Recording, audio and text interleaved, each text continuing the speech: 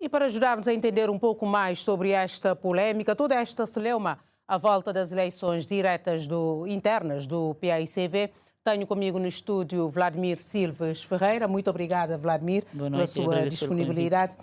Vladimir, o que é que está em causa nestas eleições?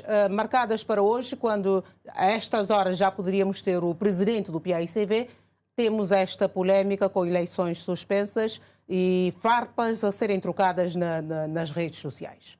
Bom, aqui, se fizermos uma análise mais ampla, podemos apontar o seguinte. O PAICV está a passar neste momento por um momento em tudo idêntico ao que passou em 97. Na altura, o PAICV estava na oposição, depois do longo carvalho pela oposição.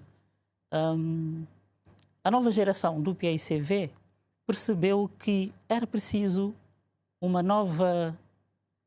novo discurso, uma nova mensagem, uma nova estética, uma nova imagem para que o PAICV pudesse reconectar com o eleitorado cabo-verdiano. E, na altura, esse movimento foi personificado na pessoa do Dr. José Maria Neves. E, em 97, esta proposta não passou, mas veio a consolidar-se e a ser vitoriosa em 2000.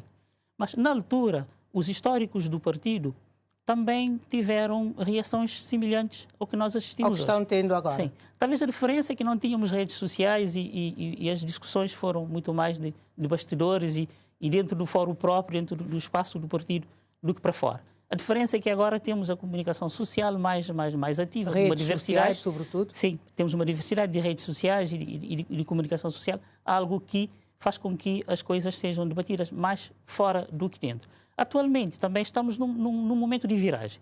Dentre os candidatos, há candidatos, há apenas mesmo uma candidatura com uma proposta claramente, diria, de ruptura em relação ao que tem sido o tradicional do PAICV, com impacto junto da população em geral e das bases do partido, e há candidaturas que preferem uma perspectiva de continuidade.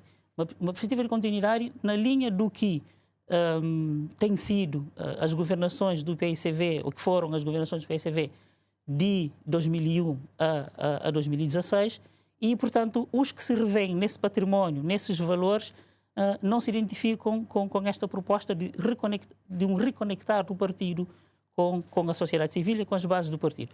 Basicamente, penso que são essas duas visões que estão em choque e que geram toda essa celeuma. Mas porquê é que as propostas, chamamos as candidaturas pelos nomes, porquê é que as propostas de Francisco Carvalho estão a ser não estão a ser aceitos pela cúpula do partido, digamos assim, que prefere Nunes Silva? O que é que estará por trás disso?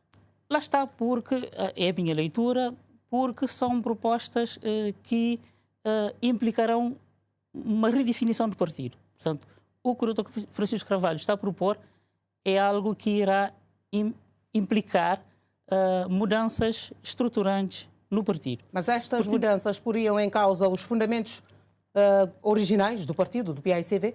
Não. São mudanças, sobretudo, a nível de propostas, a nível de um recentrar daquilo que são as referências ideológicas do partido e mudanças também ao nível de caras e de estéticas e de imagens e até de conceitos. Mas isso é normal que haja resistência, que haja um segmento do partido que não se revê nestas propostas e que prefere uma linha de continuidade e não uma linha de ruptura.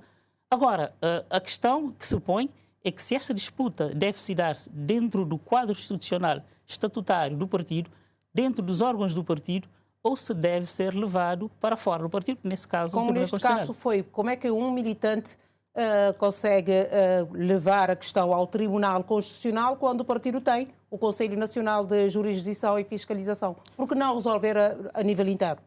Claro, aqui é a minha leitura, a decisão deste militante é uma decisão que fragiliza os órgãos do partido, fragiliza o PAICV no seu todo. E abre um precedente. E abre um precedente que poderá ser complicado no futuro. E vamos imaginar, na eventualidade do Tribunal Constitucional validar esta queixa do camarada Jorge Lopes e invalidar, digamos assim, a candidatura do Dr. Francisco Carvalho. Isto poderá pôr em causa a própria unidade do partido e cria-se o risco de uma cisão dentro do próprio partido. Penso que é algo que Esta possibilidade é real? É real, penso que sim, muito honestamente, é uma possibilidade real neste contexto, mas espero eu que isto não venha a acontecer, até porque, se nós observarmos a deliberação da Comissão Nacional de Jurisdição e Fiscalização e a conferência de imprensa dada pelo seu presidente, os argumentos apresentados, parece-me que dificilmente o Tribunal Constitucional terá uma decisão em contrário. Mas, mesmo assim, este recurso ao Tribunal Constitucional põe o partido numa situação de grande fragilidade e dependente de um órgão que lhe é externo. Não é? Portanto, há aqui um risco grande e o risco de ruptura e de cisão dentro do PAICV é real. A meu ver, é o momento mais frágil na história recente do PAICV. Esta impugnação que o militante Jorge Lopes apresenta tem pernas para andar? Eu, não sendo jurista, não quereria fazer uma análise jurídica. Mas dizer que, por exemplo, a cota do Francisco Carvalho não foi pago por pessoas que tinham competência para tal, isto procede? Os estatutos e o regulamento eleitoral indicam, salvo erro, no espaço de um mês. E, confiando na decisão do próprio órgão competente, Comissão Nacional de Jurisdição e Fiscalização, o órgão, através do seu presidente, afirma que tem comprovativos de transferências bancárias que comprovam que as cotas foram pagas dentro do prazo. Portanto, confiando nas informações do órgão, não há razões para invalidar. E depois, a validação de uma candidatura não passa só por isso. A candidatura apresentou subscrições dos militantes, 20% dos militantes do partido subscreveram, ou seja, 6 mil militantes dos cerca de 30 mil e poucos inscritos no caderno afirmaram que querem que esta candidatura seja validada. Portanto, é um número que deve ser levado normal. em conta. A candidatura de Francisco Carvalho apresentou também o número de delegados ao Congresso dentro do exigido. Portanto, cumpriu todos os critérios de candidatura. Daqui, a meu ver, não penso que dificilmente o Tribunal Constitucional terá uma decisão contrária ao Conselho Nacional de Jurisdição, à Comissão Nacional de Jurisdição e Fiscalização.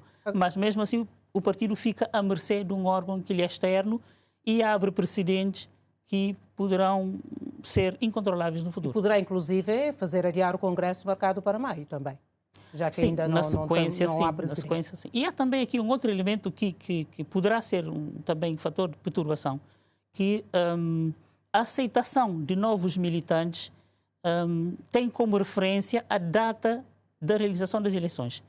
Estando as eleições adiadas, é uma questão que eu ponho aqui, que eu não tenho resposta, mas que parece-me óbvio, estando as eleições adiadas, portanto, abre-se também uma nova possibilidade de novas inscrições. Recrutar novos militantes. Sim, em função da nova data que virá a ser. Mas isso é legal?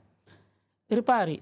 sabendo que as eleições foram adiadas por uma impugnação, por exemplo? Sim, mas a referência para a aceitação de novos militantes é a data marcada das eleições. A data das eleições. Salvo erro, um mês, 30 dias antes das eleições, não se pode fazer novas inscrições. Mas com esta nova data, é uma questão que eu lanço. Abre-se a possibilidade de novas inscrições. Portanto, há aqui um conjunto de aspectos. E eu também vejo, não querendo fazer uma análise jurídica, mas analisando politicamente a decisão do Tribunal Constitucional, é uma decisão que me parece exagerada. Exagerada porque, tomada a 48 horas do dia das eleições, eu estou a imaginar todos os militantes que organizaram a sua vida em função disso. Há pessoas que votam em lugares distantes e que viajaram do sítio. Estou a pensar, por exemplo, nos militantes que estão na Europa, nos Estados Unidos, que moram longe dos locais de voto e que já tinham comprado a sua passagem. Estou a pensar nas estruturas das candidaturas que já tinham compromisso de aluguer de transportes, já tinham comprado alimento para o dia das eleições. Tudo isto é um conjunto de prejuízos que o Tribunal Constitucional não teve em conta e, num universo de 34 mil militantes, um militante aciona um processo e condiciona tudo e que, a meu ver, o Tribunal Constitucional deveria ser mais ponderado na sua decisão entre o deve e haver, deveria fazer essas ponderações todas. De qualquer forma, diz que não é a primeira vez, por exemplo, que há esta turbulência nas eleições internas do PAICV, mas, de qualquer forma, estas eleições são as mais mediatizadas, têm mais visibilidade a nível das redes sociais e da comunicação social, pelas farpas que estão a ser trocadas agora entre apoiantes do Francisco Carvalho e dos outros candidatos, nomeadamente no Núñez Silva. Acha que esta situação toda esta guerrilha, por assim dizer, poderá ter respaldos nas eleições legislativas daqui a menos de um ano, mais ou menos? Sim, porque se o Tribunal Constitucional decidir a favor da retirada da candidatura de Francisco Carvalho, abre-se uma porta para um desconhecido, não sabemos o que poderá acontecer.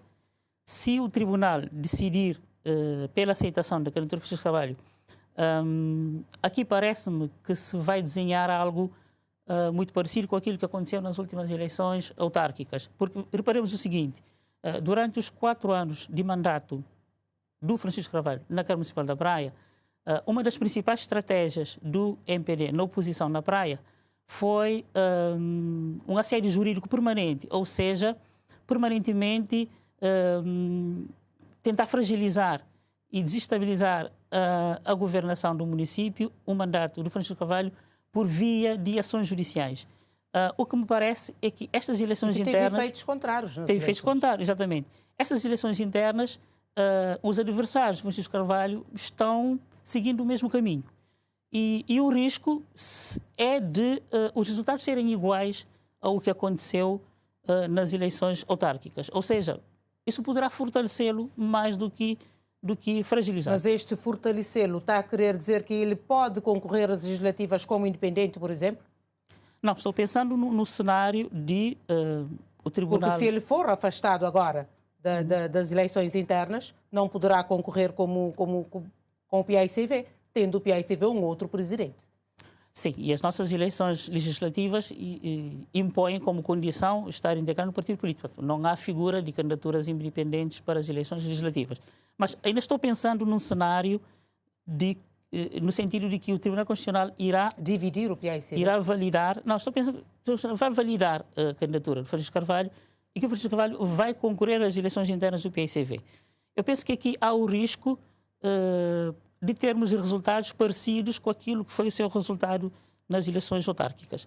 Face à semelhança de estratégias utilizadas até então, até agora, pelos adversários de Francisco Carvalho, face àquilo que foi a estratégia adotada pelo MPD até o presente momento. Aliás, basta observarmos também, para quem acompanha as redes sociais e acompanha a comunicação social, há uma sequência de pronunciamentos recentes de determinadas lideranças do MPD.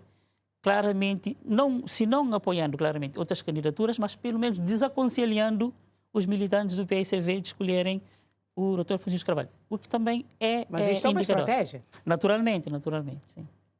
Agora, esta reunião da Comissão Política marcada para a próxima terça-feira, o que poderá sair? Especulando, o que é que poderá sair desta reunião?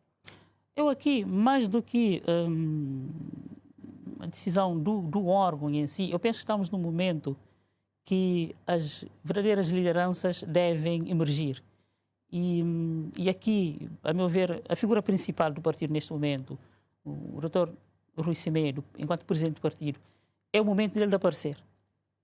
É o momento dele dar a cara. Não tem pronunciado muito nestas guerras. Sim, tem estado internas. Não tenho visto nos últimos dias. É o momento dele aparecer, é o momento dele dar a cara, é o momento dele assumir como o guardião do partido, dos órgãos do partido, que estão claramente a ser fragilizados por interesses que não os interesses do partido, a meu ver. Muito obrigada, Vladimir Silves Ferreira, por estas explicações aqui no Jornal de Domingo.